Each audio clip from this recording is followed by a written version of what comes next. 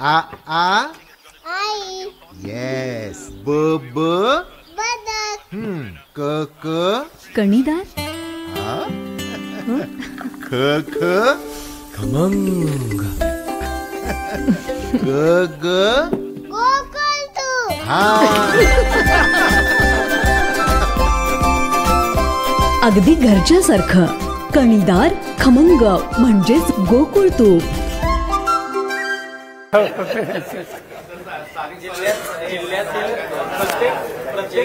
जिल्ह्यातील राष्ट्रवादीचे मंत्री जे आहेत त्यांना ईडी कारवाईपासून दिलासा मिळाला असा दावा केला जात आहे. त्याच पलीकडे आपले सहकारी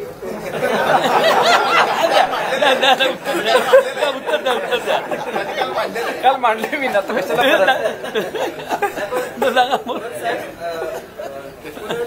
लोकसभा विधानसभाच्या निवडणुका असतील ईडीच्या कारवाया कुठेतरी थांबलेल्या दिसत आहेत. विशेषतः राजकीय लोकांच्यावर मागच्या काळामध्ये ज्या काही कारवाया झाल्या त्या लोकसभा आणि विधानसभाच्या निवडणुकीनंतर त्या कारवाया कमी झालेल्या आहेत असं दिसतंय. क्लीन चिट अनेकांना असं निवडणुका झाल्यानंतर क्लीन चिट मिळायला लागलेली आहे, कारवाई कमी झालेल्या आहेत. कसं बघता याच्याकडं? भ्रष्टाचार थांबला म्हणायचं? माहिती नाही समजलं तरी माझ्याकडे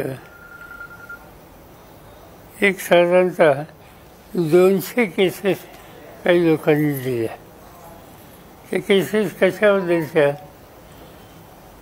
की तुम्ही एखादी संस्था चालवतात आणि त्या संस्थेने असा निर्णय घेतला नर्सिंग कॉलेज काढायचं. नर्सिंग कॉलेज काढायचं असेल तर परवानगी घ्यायला लागते.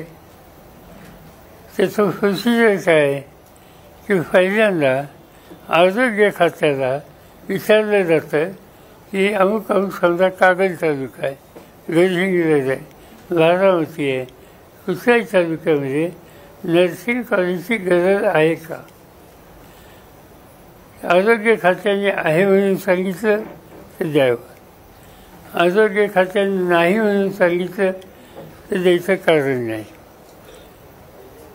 पण माझ्याकडे कागद आले त्याच्यामध्ये साधारणतः 250 परवानग्या त्या ठिकाणी गरज नाही असं आरोग्य खात्याने म्हणलं, अशा देण्यात आलेल्या आहे.